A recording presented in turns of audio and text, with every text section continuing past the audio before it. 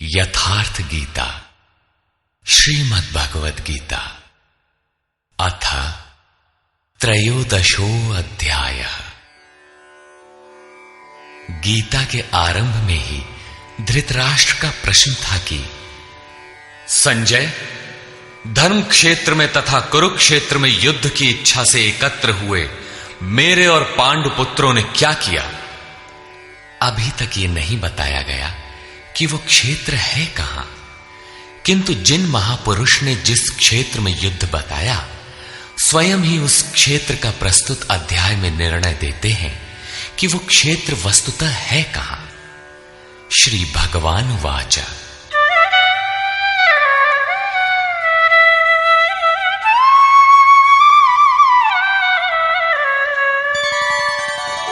इदं शरीरं कौन्तेय क्षेत्रमित्यभिधीयते एतद्यो वेत्ति तं प्राहुः क्षेत्रज्ञ इति तद्विदः। कौन्तेय, ये शरीर ही एक क्षेत्र है और इसको जो भली प्रकार जानता है वो क्षेत्रज्ञ है। वो उसमें फंसा नहीं है बल्कि उसका संचालक है, ऐसा उस तत्व को विदित करने वाले महापुरुषों ने कहा है। शरीर तो एक ही है, उसमें धर्म क्षेत्र और कुरुक्षेत्र ये दो क्षेत्र कैसे? वस्तुतः इस एक ही शरीर के अंतराल में अंतःकरण की दो प्रवृत्तियां पुरातन हैं। एक तो परम धर्म परमात्मा में प्रवेश दिलाने वाली पुण्यमयी प्रवृत्ति दैवी संपत्ति है और दूसरी है आसुरी संपत्ति, दूषित दृष्टिकोण से जिसका गठन है, जो नश्वर संसार में विश्वास दिलाती है। जब आसुरी संपत्ति का बाहुल्य होता है तो यही शरीर कुरुक्षेत्र बन जाता है और इसी शरीर के अंतराल में जब दैवी संपत्ति का बाहुल्य होता है तो यही शरीर धर्म क्षेत्र कहलाता है। ये चढ़ाव उतार बराबर लगा रहता है, किंतु तत्वदर्शी महापुरुष के सान्निध्य से जब कोई अनन्य भक्ति द्वारा आराधना में प्रवृत्त होता है तो दोनों प्रवृत्तियों में निर्णायक युद्ध का सूत्रपात हो जाता है। क्रमशः दैवी संपत्ति का उत्थान और आसुरी संपत्ति का शमन हो जाता है। आसुरी संपत्ति के सर्वथा शमन के उपरांत परम के दिग्दर्शन की अवस्था आती है। दर्शन के साथ ही दैवी संपत्ति की आवश्यकता समाप्त हो जाती है, अतः वो भी परमात्मा में स्वतः विलय हो जाती है। भजने वाला पुरुष परमात्मा में प्रवेश पा जाता है। 11वें अध्याय में अर्जुन ने देखा कि कौरव पक्ष के अनंतर पांडव पक्ष के योद्धा भी योगेश्वर में विलीन होते जा रहे हैं। इस विलय के पश्चात पुरुष का जो स्वरूप है वही क्षेत्रज्ञ है। आगे देखें। क्षेत्रज्ञं चापि मां विद्धि सर्वक्षेत्रेषु भारत क्षेत्र क्षेत्रज्ञयोर्ज्ञानं यत्तज्ज्ञानं मतं मम। हे अर्जुन, तू सब क्षेत्रों में क्षेत्रज्ञ मुझे ही जान, अर्थात मैं भी क्षेत्रज्ञ हूं। जो इस क्षेत्र को जानता है वो क्षेत्रज्ञ है, ऐसा उसे साक्षात जानने वाले महापुरुष कहते हैं। और श्री कृष्ण कहते हैं कि मैं भी क्षेत्रज्ञ हूं, अर्थात श्री कृष्ण भी एक ही योगेश्वर ही थे। क्षेत्र और क्षेत्रज्ञ अर्थात विकार सहित प्रकृति और पुरुष को तत्व से जानना ही ज्ञान है, ऐसा मेरा मत है। अर्थात साक्षात्कार सहित इनकी जानकारी का नाम ज्ञान है, कोरी बहस का नाम ज्ञान नहीं है। तत्क्षेत्रं यच्च यादृक् यद्विकारी यतश्च यत् सचयो यत्प्रभावश्च तत्समासेन मे शृणु। वो क्षेत्र जैसा है और जिन विकारों वाला है तथा जिस कारण से हुआ है, तथा वो क्षेत्रज्ञ भी जो है और जिस प्रभाव वाला है, वो सब मुझसे संक्षेप में सुन। अर्थात क्षेत्र विकार वाला है, किसी कारण से हुआ है, जबकि क्षेत्रज्ञ केवल प्रभाव वाला है। मैं ही कहता हूं, ऐसी बात नहीं है, ऋषि भी कहते हैं। ऋषिभिर्बहुधा गीतम् छन्दोभिर्विविधैः पृथक् ब्रह्मसूत्रपदैश्चैव हेतुमद्भिर्विनिश्चितैः। ये क्षेत्र और क्षेत्रज्ञ का तत्व ऋषियों द्वारा बहुत प्रकार से गायन किया गया है तथा नाना प्रकार से वेदों की मंत्रणा द्वारा विभाजित करके भी कहा गया है तथा विशेष रूप से निश्चित किए हुए युक्ति युक्त ब्रह्म सूत्र के वाक्यों द्वारा भी वही कहा गया है। अर्थात वेदांत, महर्षि, ब्रह्म सूत्र और हम एक ही बात कहने जा रहे हैं। श्री कृष्ण वही कहते हैं जो इन सब ने कहा है। क्या शरीर अर्थात क्षेत्र इतना ही है जितना दिखाई देता है? इस पर कहते हैं,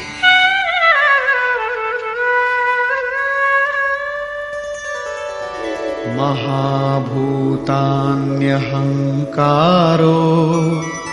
बुद्धिरव्यक्तमेव च इन्द्रियाणि दशैकञ्च पंचचेन्द्रियगोचराः। अर्जुन, पंच महाभूत अर्थात क्षिति, जल, पावक, गगन, समीर, अहंकार, बुद्धि और चित्त। चित्त का नाम न लेकर उसे अव्यक्त परा प्रकृति कहा गया, अर्थात मूल प्रकृति पर प्रकाश डाला गया है, जिसमें परा प्रकृति भी सम्मिलित है। उपर्युक्त आठों अष्टधा मूल प्रकृति है तथा 10 इंद्रियां आंख, नाक, कान, त्वचा, जिह्वा, रसना, हाथ, पैर, उपस्थ तथा गुदा, एक मन और 5 इंद्रियों के विषय रूप, रस, गंध, शब्द और स्पर्श तथा इच्छा, द्वेषः, सुखं दुःखं, संघातश्चेतना, धृतिः, एतत् क्षेत्रं समासेन सविकारमुदाहृतम्। इच्छा, द्वेष, सुख दुख और सबका समूह स्थूल देह का ये पिंड, चेतना और धैर्य, इस प्रकार ये क्षेत्र विकारों सहित संक्षेप से कहा गया। संक्षेप में यही क्षेत्र का स्वरूप है जिसमें बोया हुआ भला और बुरा बीज संस्कारों के रूप में उगता है। शरीर ही क्षेत्र है। शरीर में गारा मसाला किस वस्तु का है? तो यही 5 तत्व, 10 इंद्रियां, एक मन इत्यादि जैसा लक्षण ऊपर गिनाया गया है। इन सब का सामूहिक संघात पिंड शरीर है। जब तक ये विकार रहेंगे तब तक ये पिंड भी विद्यमान रहेंगे, इसलिए कि ये विकारों से बना है।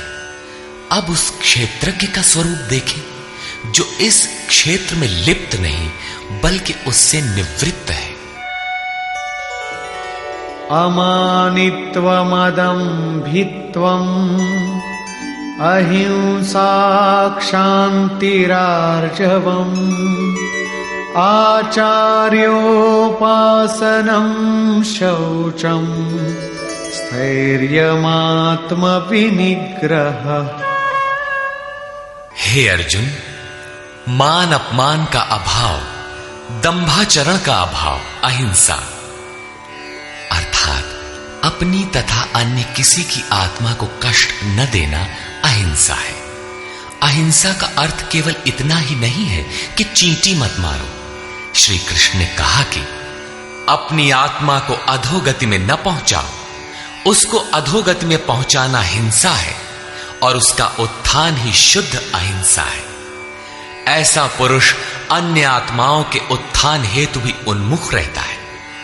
हां, इसका आरंभ किसी को ठेस न पहुंचाने से होता है।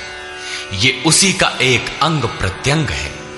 अतः अहिंसा, क्षमा भाव, मन वाणी की सरलता, आचार्योपासना अर्थात श्रद्धा भक्ति सहित सद्गुरु की सेवा और उनकी उपासना, पवित्रता, अंतःकरण की स्थिरता, मन और इंद्रियों सहित शरीर का निग्रह और इंद्रियार्थेषु वैराग्यम अनहंकार एव च जन्म मृत्यु जरा व्याधि दुख दोषानुदर्शनम। इस लोक और परलोक के देखे सुने भोगों में आसक्ति का अभाव, अहम का अभाव, जन्म मृत्यु, वृद्धावस्था, रोग और भोगादि में दुख दोष का बारंबार चिंतन, असक्तिरनभिष्वंगः पुत्रदार गृहादिषु नित्यञ्च समचित्तत्वम् इष्टानिष्टोपपत्तिषु। पुत्र, स्त्री, धन और गृहादि में आसक्ति का अभाव, प्रिय तथा अप्रिय की प्राप्ति में चित्त का सदैव सम रहना,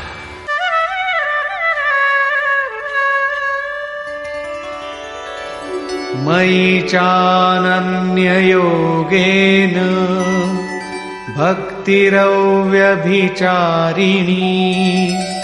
विविक्तदेशसेवित्वम् अरतिर्जन संसदी।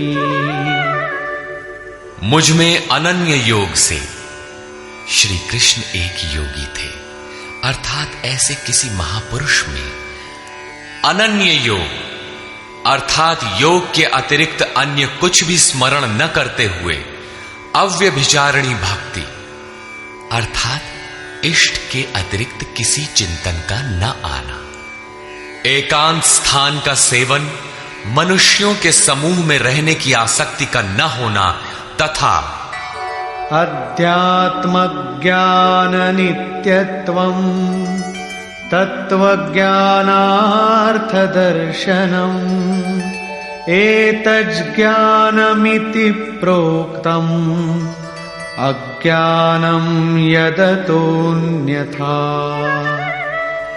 आत्मा के आधिपत्य वाले ज्ञान में एक रस स्थिति और तत्व ज्ञान के अर्थ स्वरूप परमात्मा का साक्षात्कार, ये सब तो ज्ञान है और इससे जो विपरीत है वो सब अज्ञान है।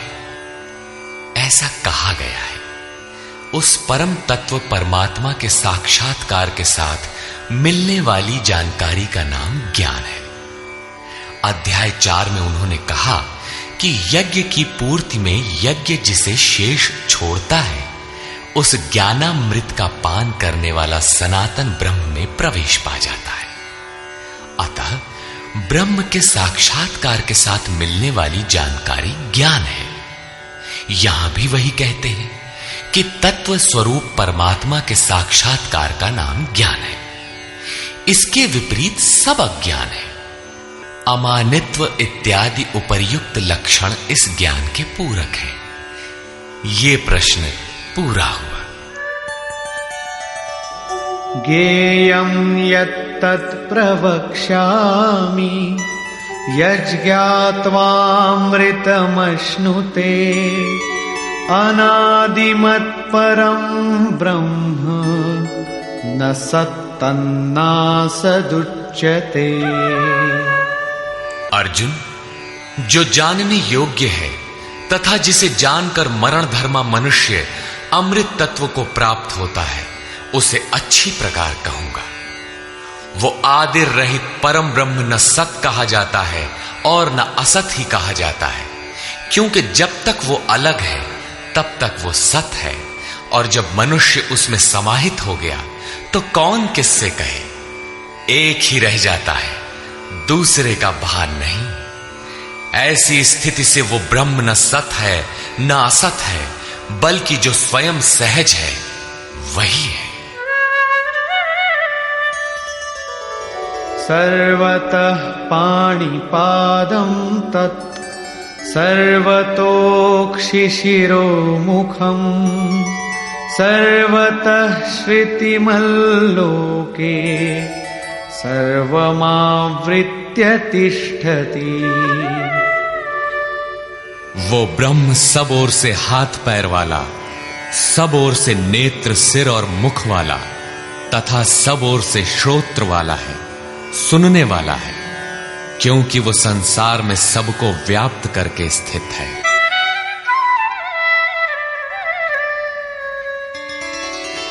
सर्वेन्द्रिय गुणाभासं सर्वेन्द्रिय विवर्जितम् असक्तं सर्वभृच्चैव निर्गुणं गुणभोक्तृ च। वो संपूर्ण इंद्रियों के विषयों को जानने वाला है, फिर भी सब इंद्रियों से रहित है। वो आसक्ति रहित, गुणों से अतीत होने पर भी सबको धारण और पोषण करने वाला और सभी गुणों को भोगने वाला है, अर्थात एक एक करके सभी गुणों को अपने में लय कर लेता है। जैसा श्री कृष्ण कह आए हैं कि यज्ञ और तपों को भोगने वाला मैं हूं, अंत में संपूर्ण गुण मुझ में विलय हो जाते हैं।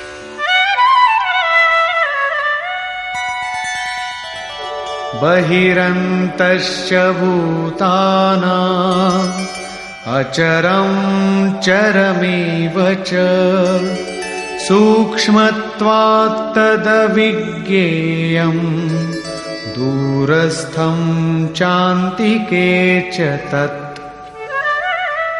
वो ब्रह्म सभी जीवधारियों के बाहर भीतर परिपूर्ण है। चर और अचर रूप भी वही है। सूक्ष्म होने से वो दिखाई नहीं पड़ता, अविज्ञेय है, मन इंद्रियों से परे है तथा अति समीप और दूर भी वही है। अविभक्तं च भूतेषु विभक्तमिव च स्थितं भूतभर्तृ च तज्ज्ञेयम् ग्रसिष्णु प्रभविष्णु च। अविभाज्य होकर भी वो संपूर्ण चराचर भूतों में अलग अलग के सदृश प्रतीत होता है। वो जानने योग्य परमात्मा समस्त भूतों को उत्पन्न करने वाला, भरण और पोषण करने वाला और अंत में संहार करने वाला है। यहां बाह्य और आंतरिक दोनों भावों की ओर संकेत किया गया है। जैसे बाहर जन्म और भीतर जागृति, बाहर पालन और भीतर योग क्षेम का निर्वाह, बाहर शरीर का परिवर्तन और भीतर सर्वस्व का विलय, अर्थात भूतों की उत्पत्ति के कारणों का लय और उस लय के साथ ही अपने स्वरूप को प्राप्त हो जाता है। ये सब उसी ब्रह्म के लक्षण है। ज्योतिषामपि तज्ज्योतिः तमसः परमुच्यते ज्ञानं ज्ञेयं ज्ञानगम्यं हृदि सर्वस्य विष्ठितम्। वो ज्ञेय ब्रह्म ज्योतियों का भी ज्योति है, तम से अति परे कहा जाता है। वो पूर्ण ज्ञान स्वरूप है, पूर्ण ज्ञाता है, जानने योग्य है और ज्ञान द्वारा ही प्राप्त होने वाला है। साक्षात्कार के साथ मिलने वाली जानकारी का नाम ज्ञान है। ऐसी जानकारी द्वारा ही उस ब्रह्म का प्राप्त होना संभव है। वो सबके हृदय में स्थित है, उसका निवास स्थान हृदय है, अन्यत्र ढूंढने पर वो नहीं मिलेगा। अतः हृदय में ध्यान तथा योगाचरण द्वारा ही उस ब्रह्म की प्राप्ति का विधान है। इति क्षेत्रं तथा ज्ञानं ज्ञेयं चोक्तं समासतः मद्भक्त एतद्विज्ञाय मद्भावायोपपद्यते। हे अर्जुन, बस इतना ही क्षेत्र ज्ञान तथा जानने योग्य परमात्मा का स्वरूप संक्षेप में कहा गया है। इसे जानकर मेरा भक्त मेरे साक्षात स्वरूप को प्राप्त होता है। अभी तक योगेश्वर श्री कृष्ण ने जिसे क्षेत्र कहा था उसी को प्रकृति, और जिसे क्षेत्रज्ञ कहा था उसी को अब पुरुष शब्द से इंगित करते हैं। प्रकृतिं पुरुषं चैव विद्यनादि उभावपि विकारांश गुणांश्चैव विद्धि प्रकृति संभवान्। ये प्रकृति और पुरुष दोनों ही अनादि जान, ऐसा संपूर्ण विकार तथा त्रिगुण प्रकृति से ही उत्पन्न हुए जान।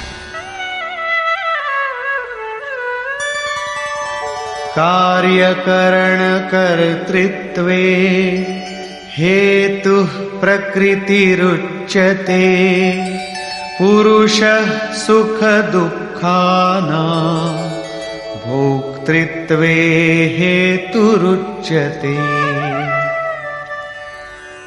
कार्य और करण अर्थात जिसके द्वारा कार्य किए जाते हैं, विवेक, वैराग्य इत्यादि, तथा अशुभ कार्य होने में काम, क्रोध इत्यादि करण है। उनको उत्पन्न करने में हेतु प्रकृति कही जाती है, और ये पुरुष सुख दुखों को भोगने में कारण कहा जाता है। प्रश्न उठता है कि क्या वो भोगता ही रहेगा या इससे कभी छुटकारा भी मिलेगा? जब प्रकृति पुरुष दोनों ही अनादि हैं, तब कोई उनसे छूटेगा कैसे? इस पर कहते हैं, पुरुषः प्रकृतिस्थो हि भुङ्क्ते प्रकृतिजान् गुणान् कारणं गुणसङ्गोऽस्य सदसद्यो निजन्मसु। प्रकृति के बीच में खड़ा होने वाला पुरुष ही प्रकृति से उत्पन्न हुए गुणों के कार्य रूप पदार्थों को भोगता है, और इन गुणों का संग ही इस जीवात्मा के अच्छी तथा बुरी योनियों में जन्म लेने का कारण है। ये कारण अर्थात प्रकृति के गुणों का संग समाप्त होने पर ही जन्म मृत्यु से मुक्ति मिलती है। अब उस पुरुष पर प्रकाश डालते हैं कि वो किस प्रकार प्रकृति में खड़ा है। उपद्रष्टानुमन्ता च भर्ता भोक्ता महेश्वरः परमात्मेति चाप्युक्तो देहेऽस्मिन् पुरुषः परः। वो पुरुष उपद्रष्टा, हृदय देश में बहुत ही समीप, हाथ पांव मन जितना आपके समीप है उससे भी अधिक समीप दृष्टा के रूप में स्थित है। उसके प्रकाश में आप भला करें बुरा करें, उसे कोई प्रयोजन नहीं है। वो साक्षी के रूप में खड़ा है। साधना का सही क्रम पकड़ में आने पर पथिक कुछ ऊपर उठा, उसकी ओर बढ़ा, तो दृष्टा पुरुष का क्रम बदल जाता है। वो अनुमंता अनुमति प्रदान करने लगता है, अनुभव देने लगता है। साधना द्वारा और समीप पहुंचने पर वही पुरुष भर्ता बनकर भरण पोषण करने लगता है, जिसमें आपके योग क्षेम की भी व्यवस्था कर देता है। साधना और सूक्ष्म होने पर वही भोक्ता हो जाता है। भोक्तारम यज्ञ तपसाम, यज्ञ तप जो कुछ भी बन पड़ता है सबको वो पुरुष ग्रहण करता है, और जब ग्रहण कर लेता है उसके बाद वाली अवस्था में महेश्वरः महान ईश्वर के रूप में परिणत हो जाता है। वो प्रकृति का स्वामी बन जाता है, किंतु अभी कहीं प्रकृति जीवित है, तभी उसका मालिक है। इससे भी उन्नत अवस्था में वही पुरुष परमात्मेति चाप्युक्तो, जब परम से संयुक्त हो जाता है तब परमात्मा कहलाता है। इस प्रकार शरीर में रहते हुए भी ये पुरुष अर्थात आत्मा परह ही है, सर्वथा इस प्रकृति से परे ही है। अंतर इतना ही है कि आरंभ में ये दृष्टा के रूप में था, क्रमशः उत्थान होते होते परम का स्पर्श कर परमात्मा के रूप में परिणत हो जाता है। य एवं वेत्ति पुरुषं प्रकृतिं च गुणैः सह सर्वथा वर्तमानोऽपि न स भूयोऽभिजायते। इस प्रकार पुरुष को और गुणों के सहित प्रकृति को जो मनुष्य साक्षात्कार के साथ विदित कर लेता है, वो सब प्रकार से बरतता हुआ भी फिर नहीं जन्मता, अर्थात उसका पुनर्जन्म नहीं होता। यही मुक्ति है। अभी तक योगेश्वर श्री कृष्ण ने ब्रह्म और प्रकृति की प्रत्यक्ष जानकारी के साथ मिलने वाली परम गति अर्थात उसका पुनर्जन्म से निवृत्ति पर प्रकाश डाला, और अब वे उस योग पर बल देते हैं जिसकी प्रक्रिया है आराधना, क्योंकि इस कर्म को कार्य रूप दिए बिना कोई पाता नहीं।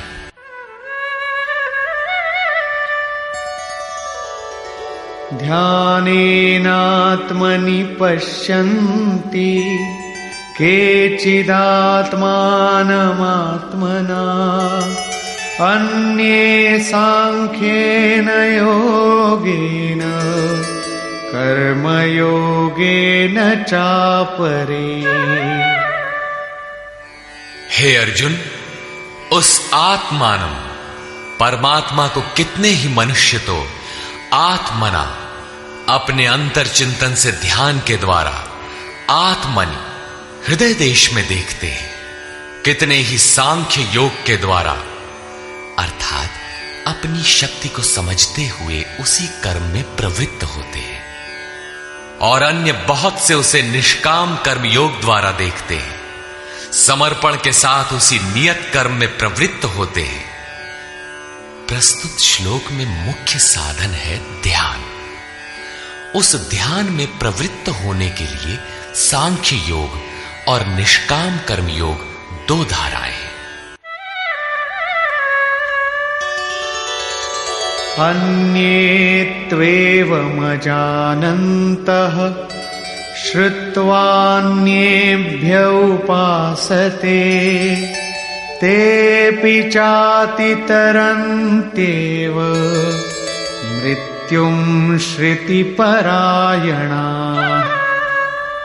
परंतु दूसरे जिनको साधना का ज्ञान नहीं है, वे इस प्रकार न जानते हुए अन्येभ्यः दूसरे जो तत्व के जानने वाले महापुरुष हैं उनके द्वारा सुनकर ही उपासना करते हैं, और वे सुनने के परायण हुए पुरुष भी मृत्यु रूपी संसार सागर से निसंदेह तर जाते हैं। अतः कुछ भी पार न लगे तो सत्संग करें।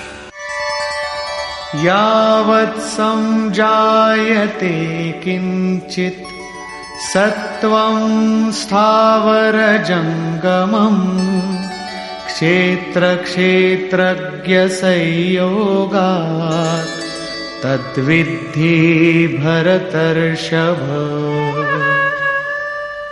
हे अर्जुन, यावन मात्र जो कुछ भी स्थावर जंगम वस्तुएं उत्पन्न होती हैं, उन संपूर्ण को तू क्षेत्र और क्षेत्रज्ञ के संयोग से ही उत्पन्न हुई जान।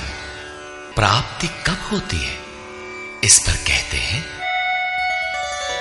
समं सर्वेषु भूतेषु तिष्ठन्तं परमेश्वरं विनश्यत्स्व विनश्यन्तं यः पश्यति स पश्यति।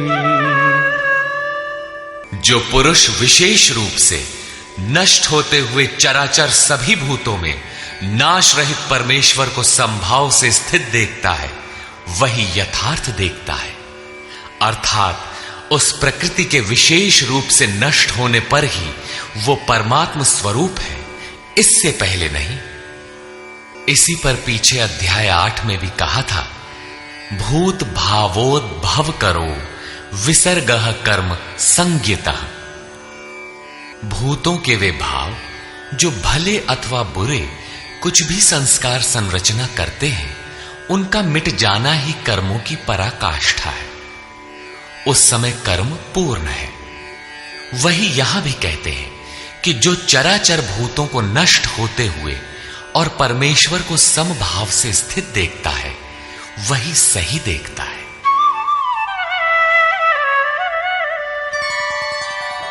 समं पश्यन् हि सर्वत्र समवस्थितमीश्वरम् न हि नस्त्यात्मनात्मानं ततो याति परां गतिम्। क्योंकि वो पुरुष सर्वत्र समभाव से स्थित परमेश्वर को समान अर्थात जैसा है वैसा ही समान देखता हुआ अपने द्वारा स्वयं को नष्ट नहीं करता, क्योंकि जैसा था वैसा उसने देखा, इसलिए वो परम गति को प्राप्त होता है। प्राप्ति वाले पुरुष के लक्षण बताते हैं।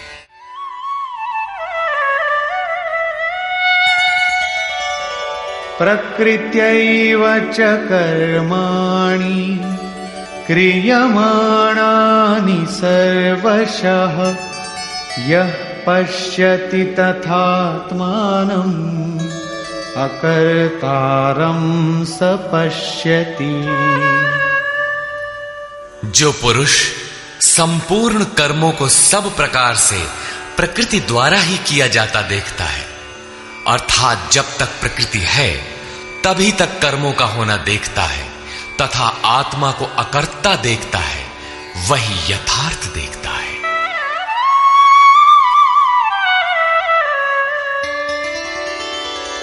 यदा भूत पृथग् भावम् एकस्थमनुपश्यति तत एव च विस्तारम् ब्रह्म संपद्यते तदा। जिस काल में मनुष्य भूतों के न्यारे न्यारे भावों में एक परमात्मा को प्रवाहित स्थित देखता है तथा उस परमात्मा से ही संपूर्ण भूतों का विस्तार देखता है, उस समय वो ब्रह्म को प्राप्त होता है।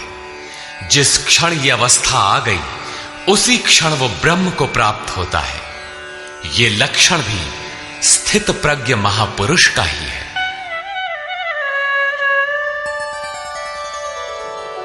अनादित्वान् निर्गुणत्वात् परमात्मायमव्ययः शरीरस्थोऽपि कौन्तेय न करोति न लिप्यते।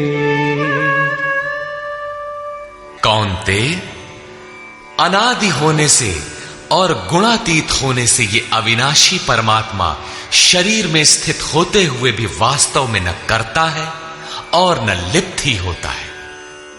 किस प्रकार? यथा सर्वगतं सौक्ष्म्याद् आकाशं नोपलिप्यते सर्वत्रावस्थितो देहे तथात्मानोपलिप्यते। जिस प्रकार सर्वत्र व्याप्त हुआ आकाश सूक्ष्म होने के कारण लिप्त नहीं होता, ठीक वैसे ही सर्वत्र देह में स्थित हुआ भी आत्मा गुणातीत होने के कारण देह के गुणों से लिप्त नहीं होता। आगे कहते हैं,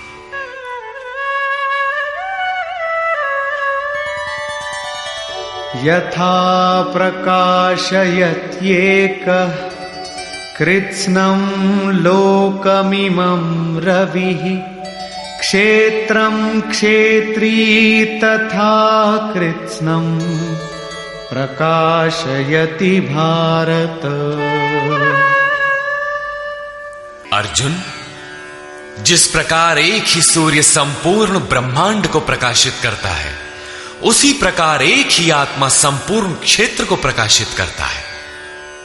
अंत में निर्णय देते हैं, क्षेत्र क्षेत्रज्ञयोरेवम् अंतरं ज्ञान चक्षुषा भूत प्रकृति मोक्षं च ये विदुर्यान्ति ते परम्। इस प्रकार क्षेत्र और क्षेत्रज्ञ के भेद को तथा विकार सहित प्रकृति से छूटने के उपाय को जो ज्ञान रूपी नेत्र द्वारा देख लेते हैं, वे महात्मा जन पर ब्रह्म परमात्मा को प्राप्त होते हैं। अर्थात क्षेत्र क्षेत्रज्ञ को देखने की आंख ज्ञान है और ज्ञान साक्षात्कार का ही पर्याय है। निष्कर्ष, गीता के आरंभ में धर्म क्षेत्र कुरुक्षेत्र का नाम तो लिया गया, किंतु वह क्षेत्र वस्तुतः है कहां? वह स्थल बताना शेष था, जिसे स्वयं शास्त्रकार ने प्रस्तुत अध्याय में स्पष्ट किया।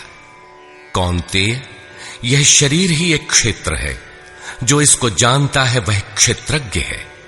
वह इसमें फंसा नहीं बल्कि निर्लेप है, इसका संचालक है। अर्जुन, संपूर्ण क्षेत्रों में मैं भी क्षेत्रज्ञ हूं। अन्य महापुरुषों से अपनी तुलना की। इससे स्पष्ट है कि श्री कृष्ण भी एक योगी थे, क्योंकि जो जानता है वह क्षेत्रज्ञ है, ऐसा महापुरुषों ने कहा है। मैं भी क्षेत्रज्ञ हूं, अर्थात अन्य महापुरुषों की तरह मैं भी हूं। उन्होंने क्षेत्र जैसा है जिन विकारों वाला है तथा क्षेत्रज्ञ जिन प्रभावों वाला है उस पर प्रकाश डाला। मैं ही कहता हूं ऐसी बात नहीं है, महर्षियों ने भी यही कहा है। वेद के छंदों में भी उसी को विभाजित करके दर्शाया गया है। ब्रह्म सूत्र में भी वही मिलता है। शरीर अर्थात जो क्षेत्र है, क्या इतना ही है जितना दिखाई देता है? इसके होने के पीछे जिनका बहुत बड़ा हाथ है, उन्हें गिनाते हुए बताया कि अष्टधा मूल प्रकृति, अव्यक्त प्रकृति, 10 इंद्रियां और मन, इंद्रियों के 5 विषय, आशा, तृष्णा और वासना, इस प्रकार इन विकारों का सामूहिक मिश्रण यह शरीर है। जब तक ये रहेंगे तब तक शरीर किसी न किसी रूप में रहेगा ही। यही क्षेत्र है जिसमें बोया भला बुरा बीज संस्कार रूप में उगता है। जो इसका पार पा लेता है वह क्षेत्रज्ञ है। क्षेत्रज्ञ का स्वरूप बताते हुए उन्होंने ईश्वरीय गुणधर्मों पर प्रकाश डाला और कहा कि क्षेत्रज्ञ इस क्षेत्र का प्रकाशक है। उन्होंने बताया कि साधना के पूर्ति काल में परम तत्व परमात्मा का प्रत्यक्ष दर्शन ही ज्ञान है। ज्ञान का अर्थ है साक्षात्कार। इसके अतिरिक्त जो कुछ भी है अज्ञान है। जानने योग्य वस्तु है परात्पर ब्रह्म। वह न सत है न असत, इन दोनों से परे है। उसे जानने के लिए लोग हृदय में ध्यान करते हैं, बाहर मूर्ति रखकर नहीं। बहुत से लोग सांख्य माध्यम से ध्यान करते हैं, तो शेष निष्काम कर्म योग, समर्पण के साथ उसकी प्राप्ति के लिए उसी निर्धारित कर्म आराधना का आचरण करते हैं। जो उसकी विधि नहीं जानते, वे तत्व स्थित महापुरुष के द्वारा सुनकर आचरण करते हैं। वे भी परम कल्याण को प्राप्त हो जाते हैं। अतः कुछ भी समझ में न आए तो उसके ज्ञाता महापुरुष का सत्संग आवश्यक है। स्थित प्रज्ञ महापुरुष के लक्षण बताते हुए योगेश्वर श्री कृष्ण ने कहा कि जैसे आकाश सर्वत्र सम रहता हुआ भी निर्लेप है, जैसे सूर्य सर्वत्र प्रकाश करते हुए भी निर्लेप है, ठीक इसी प्रकार स्थित प्रज्ञ पुरुष सर्वत्र सम ईश्वर को जैसा है वैसा ही देखने की क्षमता वाला पुरुष क्षेत्र से अथवा प्रकृति से सर्वथा निर्लेप है।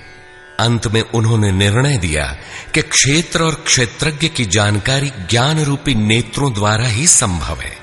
ज्ञान, जैसा कि पीछे बताया गया, उस परमात्मा के प्रत्यक्ष दर्शन के साथ मिलने वाली जानकारी है। शास्त्रों को बहुत रटकर दोहराना ज्ञान नहीं, बल्कि अध्ययन तथा महापुरुष को उस कर्म को समझकर, उस कर्म पर चलकर मन सहित इंद्रियों के निरोध और उस निरोध के भी विलय काल में परम तत्व को देखने के साथ जो अनुभूति होती है, उसी अनुभूति का नाम ज्ञान है। क्रिया आवश्यक है। इस अध्याय में मुख्यतः क्षेत्रज्ञ का विस्तार से वर्णन किया गया। वस्तुतः क्षेत्र का स्वरूप व्यापक है। शरीर कहना तो सरल है, किंतु शरीर का संबंध कहां तक है? तो समग्र ब्रह्मांड मूल प्रकृति का विस्तार है। अनंत अंतरिक्षों तक आपके शरीर का विस्तार है। उनसे आपका जीवन ऊर्जस्वी है। उनके बिना आप जी नहीं सकते। यह भूमंडल, विश्व, जगत, देश, प्रदेश और आपका यह दिखाई देने वाला शरीर उस प्रकृति का एक टुकड़ा भी नहीं है। इस प्रकार क्षेत्र का ही इस अध्याय में विस्तार से वर्णन है। अतः ओम तत्सदिति श्रीमद्भगवद गीता सूपनिषत्सु ब्रह्म विद्यायाम योग शास्त्रे श्री कृष्णार्जुन संवादे क्षेत्र क्षेत्रज्ञ विभाग योगो नाम त्रयोदशोऽध्यायः। इस प्रकार स्वामी अड़गड़ानंद कृत श्रीमद्